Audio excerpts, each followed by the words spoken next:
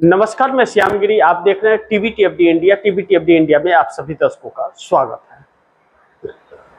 बंगाल में भाजपा के आतंक पर अब लगेगा ब्रेक। ममता बनर्जी ने कमर कस लिया। अब भारतीय जनता पार्टी को का एक भी उत्पात लेने के देने पड़ेंगे, क्योंकि बॉम्बे हाई कोर्ट ने एक आदेश दिया। बॉम्बे हाई कोर्ट पर धरना के वक्त एक नेता ने अमित शाह मुर्दाबाद के नारे लगाए। उसे 1 साल के लिए जिला से तरीपार कर दिया गया। बॉम्बे हाई कोर्ट के दिलेर जज ने आदेश दिया कि क्या अमित शाह का मुर्दाबाद कहना गुनाह है, और हिम्मत कैसे हुई प्रशासन की उसे तरीपार करने का। इससे एक संदेश तो गया कि हर जज बिकाऊ नहीं है न्यायपालिका के अंदर की। कुछ जज कंप्रोमाइज हैं, लेकिन इसका मतलब यह नहीं कि सब है। अभी भी दिलेरी और हिम्मत कुछ बाकी है। इन बातों का उदाहरण मैंने इसलिए भी दिया कि ममता बनर्जी ने हाईकोर्ट में जो पिटीशन डाला है अपने बागियों के खिलाफ, उनके लिए एक चेतावनी है और उन्हें भी नोटिस जारी हुआ है।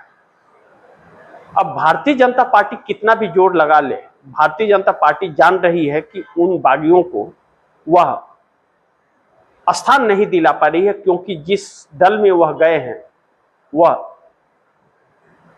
पार्टी को मान्यता नहीं है।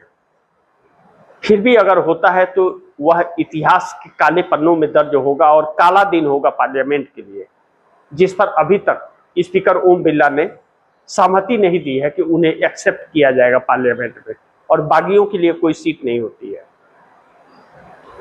ऐसे में ममता बनर्जी के जो बाकी बचे नेता हैं, विधायक 20 और 8 सांसद, उनके ऊपर जो हमले हो रहे हैं पिछले दिनों, जो महुआ मोइत्रा पे हुआ, अभिषेक बनर्जी पे हुआ, अलग अलग लोगों को हुआ, सिक्योरिटी हटा ली गई और हमले कराए जा रहे हैं। भारतीय जनता पार्टी के लोग, चेहरे, तस्वीरें आ रही हैं। अब ममता बनर्जी ने मुंहतोड़ जवाब देने का मन बना लिया है। लाखों लोगों के साथ 21 तारीख को जो धरना प्रदर्शन है, इससे पता चलता है भाजपा कितना डरी हुई है कि सभा के लिए, रैली के लिए परमिशन नहीं दे रही है। लेकिन ममता बनर्जी सड़कों पर दिखेगी, इसमें कोई शक नहीं है। कांग्रेस पूरी तरह से सपोर्ट में है, ममता बनर्जी के साथ दे रही है, सड़क से लेकर के और हिम्मत बढ़ाने तक ममता बनर्जी का भरपूर सहयोग कांग्रेस कर रही है।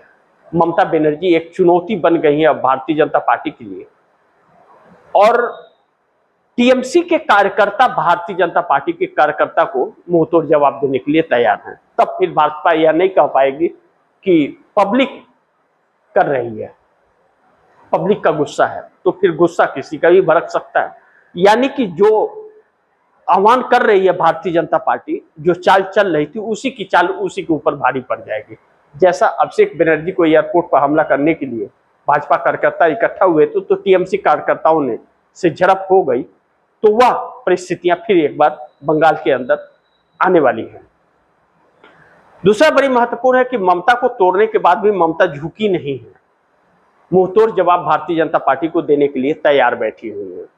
इस बीच इंडिया गठबंधन को जो तोड़ने की कोशिश की गई और तोड़ा गया, इस पर अब राहुल गांधी की टीम ने जो कार्य किया, एकजुटता दिखाई। 10 तारीख को इलाहाबाद के अंदर और 11 तारीख को पटना में राहुल गांधी का संबोधन छात्रों के साथ होने जा रहा है, जैसे राजस्थान के कोटा में हुआ था। और छात्र इस वक्त सड़क पर हैं, जो मोदी सरकार के लिए बड़ी चुनौती है। अब मोदी सरकार संकट में इसलिए भी घिरती जा रही है कि जो मोदी सरकार का मकसद है, delimitation, one nation one election. मैंने आप दर्शकों को कई बार बोला, अमित शाह को प्रधानमंत्री बनाना चाहते हैं। अमित शाह के घर पर एक इमरजेंसी बैठक हुई है और उस बैठक में यह फैसला हुआ है कि राजनाथ सिंह का इस्तीफा ले लिया जाएगा और Amit Shah deputy prime minister बनेंगे, यह साफ हो रहा है, और उसके बाद प्राइम मिनिस्टर की कुर्सी संभाल लेंगे।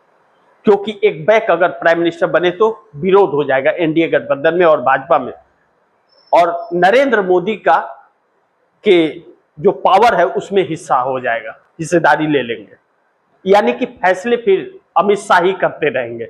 मोदी फिर धीरे धीरे अपने कार्यकाल को छोटा करेंगे, इस्तीफा देंगे। कहा जा रहा है कि मोदी राष्ट्रपति के लिए चुनाव लड़ेंगे।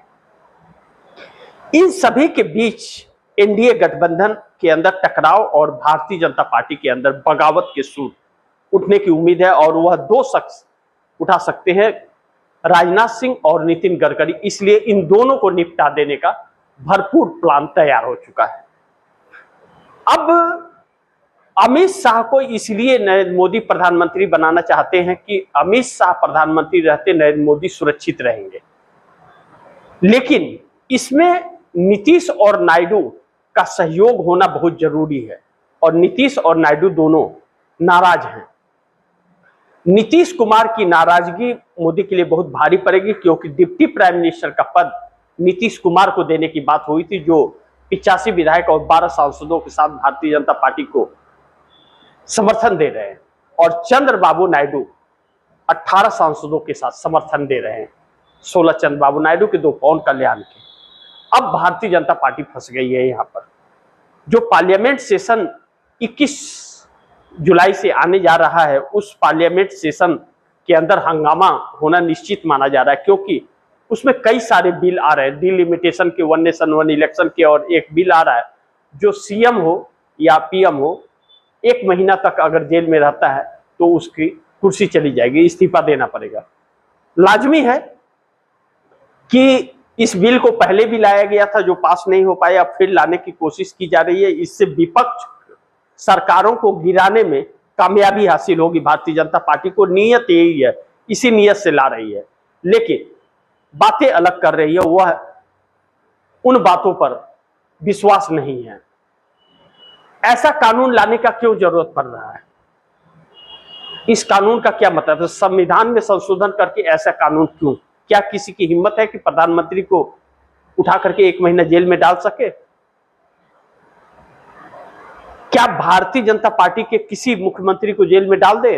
आज तक डाली ईडी ने या सीबीआई ने या पुलिस वालों ने, लेकिन विपक्ष को डाल देता है बिना किसी आरोप के, गलत आरोप लगा करके। तो उस स्थिति में विपक्ष को इस्तीफा देना पड़ेगा, सरकार गिराएगी। भारतीय जनता पार्टी उसी के लिए इस्तेमाल करना चाहती है, तो विपक्ष हमलावर है। अब इन सभी के बीच नीतीश कुमार से मामला भारतीय जनता पार्टी का उलझ गया कि जब डिप्टी प्राइम मिनिस्टर बनाने के लिए नीतीश कुमार को कहा गया था तो अमित शाह को क्यों? टकराव एनडीए में बढ़ गया। अब हम इन बातों पर गौर करें कि ललन सिंह, पिछले दिनों उनका बयान आया था कि भारतीय जनता पार्टी गलतफहमी में न रहे, नीतीश कुमार के सहयोग समर्थन से ही बिहार और दिल्ली में सरकार चल रही है, और चंद्रबाबू नायडू भी यही दोष देते हैं। लेकिन इंडिया गठबंधन को तोड़ने के बाद जैसे भारतीय जनता पार्टी का घमंड थोड़ा बढ़ गया कि हमारे पास तो 26 सांसद आ गए, 30 जाएंगे तो क्या फर्क पड़ता है, सरकार थोड़े गिरेगी। लेकिन 20 सांसदों पर तो तलवार लटक गई। अब ऐसे में कभी भी समर्थन वापसी का भी ऐलान हो सकता है, कभी भी बवाल इंडिया गठबंधन में मच सकता है। इन सभी के बीच नरेंद्र मोदी बैकफुट पर आकर के खड़े हो गए हैं, और अमित शाह के लिए समर्थन मिल नहीं पा रहा है। आरएसएस के अंदर भी अमित शाह को लेकर के सहमति नहीं बन पा रही है, और भारतीय जनता पार्टी के 240 संसदों में भी स्वीकार्य अमित शाह नहीं है, क्योंकि अमित शाह घमंडी टाइप के इंसान हैं और वह अपनी ही सुनाते हैं, किसी की सुनते नहीं हैं। ऐसे में विरोध बड़ी हो सकती है अमित शाह को लेकर के। अब बड़ी महत्वपूर्ण यह है कि 2 दल जो टीएमसी से अलग हुए हैं, अगर उन्हें मान्यता नहीं मिलती है पार्लियामेंट में तो भाजपा का खेल खराब होगा। और एकनाथ शिंदे के ऊपर यह प्रेशर है, जो उद्धव ठाकरे के 6 सांसदों को मिला लिए 13 सांसद हो गए, तो अब यह प्रेशर है कि वह भाजपा में विलय कर दे अपने पार्टी को, फिर एकनाथ शिंदे को सीएम बना दिया जाएगा महाराष्ट्र का। भाजपा का मकसद है कि क्षेत्रीय दलों को किसी तरह भी खत्म कर दो, और शिकंजे में अपने ले चुकी है। बस नीतीश और नायडू शिकंजे में नहीं आ पा रहे हैं, क्योंकि चंद्रबाबू नायडू 2/3 बहुमत से सत्ता में हैं और नीतीश कुमार आज तक भारतीय जनता पार्टी के साथ चुनाव लड़के ही सत्ता में रहे, लेकिन अब बिहार का कमान भाजपा ने संभाल लिया है। यह डर जेडीयू के अंदर समाया हुआ है कि अगर ऐसे ही चलता रहा तो नीतीश कुमार सीएम की कुर्सी से हट गए हैं तो आने वाले दिन में भारतीय जनता पार्टी जेडीयू पर कब्जा कर सकती है और खरीद फरोख्त कर सकते हैं। इसकी आशंका नीतीश कुमार के अंदर भी पूरी है। ऐसे में भारतीय जनता पार्टी के साथ गठबंधन में रह पाना नीतीश कुमार के लिए अब संभव नहीं है।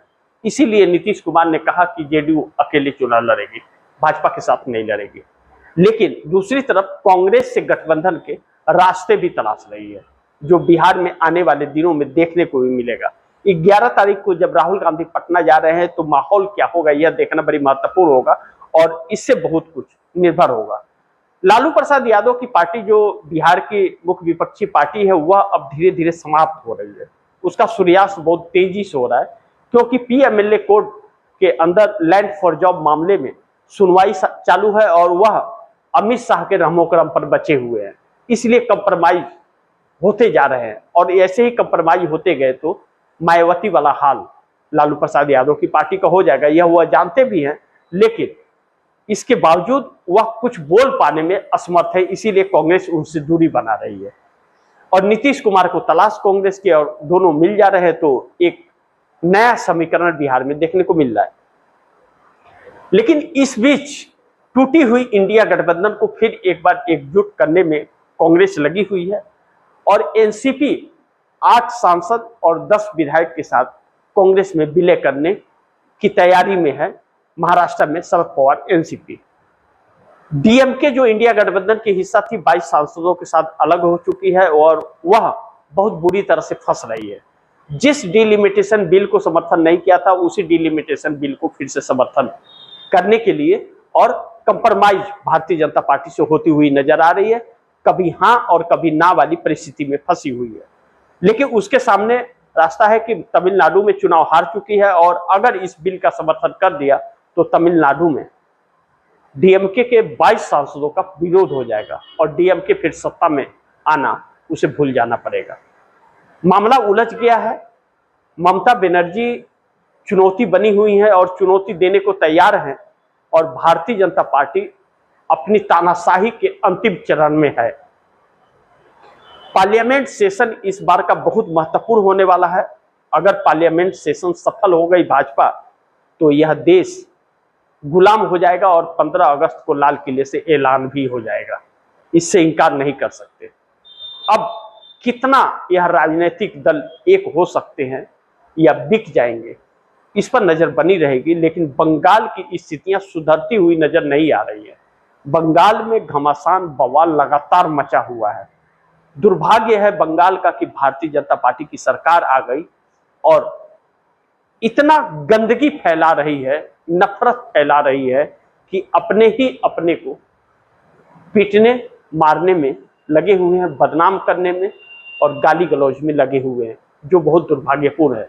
भारतीय जनता पार्टी से इससे ज्यादा उम्मीद भी नहीं कर सकते और ममता बनर्जी 15 साल की सत्ता गंवा चुकी है, पार्टी टूट चुकी है और अब टूटी हुई पार्टी खड़ा होने की कोशिश कर रही है तो फिर उसे ऐसा सामना करना पड़ रहा है, ऐसी राजनीति का जो कभी इस देश ने देखा ही नहीं था और भारतीय जनता पार्टी से इससे ज्यादा उम्मीद भी नहीं कर सकते।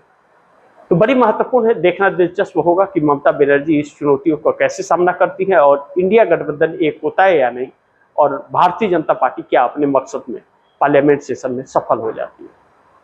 बाकी आप दर्शकों की क्या राय है, क्या सुझाव है, कमेंट बॉक्स में जरूर दीजिएगा। इस खबर को ज्यादा से ज्यादा शेयर कीजिए, अपने दोस्तों को भी कहिएगा आगे शेयर करें और आपने टीवीटीएफडी इंडिया को सब्सक्राइब नहीं किया सब्सक्राइब कर लीजिए, अपने दोस्तों को भी कहिएगा सब्सक्राइब करें। मिलते हैं अगली खबर के साथ, तब तक के लिए नमस्कार।